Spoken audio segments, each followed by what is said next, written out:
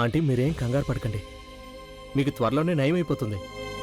కాకపోతే మీకు పూర్తిగా నయం కానంత వరకు మీరు ఇలాగే ఒంటరిగా ఉండి తీరాలి. కానీ మీకు బోర్ ఎందుకు కొడుతుంది? నేను ఇక్కడే ఉన్నాను కదా, నేను మీకు కంపెనీ ఇస్తాను, నేను మీతో మాట్లాడతాను, మిమ్మల్ని నవ్విస్తాను కూడా.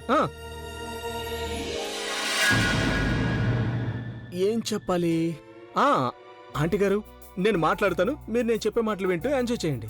మీకు తెలుసా, ఒకసారి నేను ఢిల్లీ వెళ్లే బస్సులో ఎక్కాను, కానీ నేను పొరపాటుగా హ్యాండిక్యాప్డ్ వాళ్ళు కూర్చునే ప్లేస్లో కూర్చున్నా. అప్పుడు ఉన్నట్టుండి నేను చూసేసరికి ఒక అందమైన అమ్మాయి నా దగ్గరకు వచ్చి నన్ను అడిగింది, మీకు అసలు ఆలోచన లేదా, మీకు కనిపించడం లేదా, ఒక అమ్మాయి నిలబడి ఉంది కానీ మీరేమో కూర్చొని ఉన్నారు. అప్పుడు నేను ఒక్కసారి చూసుకున్నాను, పొరపాటున నేను లేడీస్ సీట్లో కూర్చున్నానేమో అని.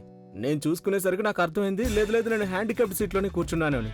అప్పుడు ఆంటీ గారు, నేను కూడా ఆవిడని యాటిట్యూడ్తో చూసి ఇలా అన్నాను, మీరు ఏ యాంగిల్లోనూ నాకు హ్యాండిక్యాప్డ్లా అయితే కనిపించడం లేదు. అప్పుడు ఆవిడ నాతో అంది, మీరు కూడా నాకు హ్యాండిక్యాప్డ్లా కనిపించడం లేదు అని.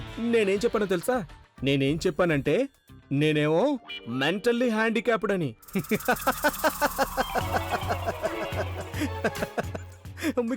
మీకు తెలుసా ఆంటీ గారు, అప్పుడు ఆవిడ మొహం ఇంత అయిపోయింది కోపంతో. బాగా చెప్పాను కదా. వీడేంటి ఇక్కడే కూర్చున్నాడు, బయటికి పంపించడం కుదరట్లేదే. ఇలాగైతే నా ప్లానింగ్ మొత్తం నాశనం అయిపోతుంది. ఇప్పుడు నేనేం చేయాలి?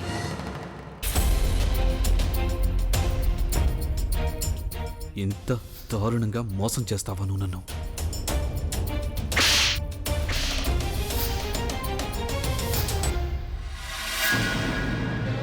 లేదు తను, ఇంత ఈజీగా నువ్వు ఓటమిని అంగీకరించలేవు. నువ్వు నీ లైఫ్ని మొత్తం రిస్క్లో పడేసుకున్నావు. నీ కెరీర్, నీ ఫ్యామిలీ ఏమీ మిగలలేదు నీకు. ఇప్పుడు ఒకవేళ ఈ టైంలో నువ్వు మొహం దాచేసావంటే అప్పుడు ఎక్కడైనా ఉద్యోగం చేసుకుని బతకాల్సిందే. కెరీర్ని కాపాడుకోలేను, కానీ అవకాశాన్ని ఉపయోగించుకోవాలి.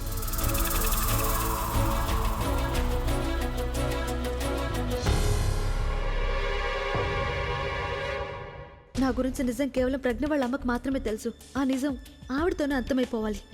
లేకపోతే అబ్బిని పెళ్లి చేసుకోవాలనే నకలు ఎప్పటికీ నిజం కాదు. అలాగే జైల్లో పనిచేసిన నడుం కూడా విరిగిపోతుంది. ఇక ఈ పని నేనెవరి మీద నమ్మకంతో వదిలేయకూడదు. ఈ పని నేను స్వయంగా చేయాల్సి ఉంటుంది. నేను ఇంటికి తిరిగి వెళ్ళిపోవాలి. ఆంటీకి స్పృహ రావడానికి ముందే నేనేదో ఒకటి చేయాల్సి ఉంటుంది. కానీ నేనైతే అబ్బికి చెప్పేశాను కదా. మై గాడ్, కంగారులో నేను అసలు ఎంత పని చేశాను. తను నువ్వు ఎలాగైనా తిరిగి వెళ్లాల్సిందే, కానీ ఎలా?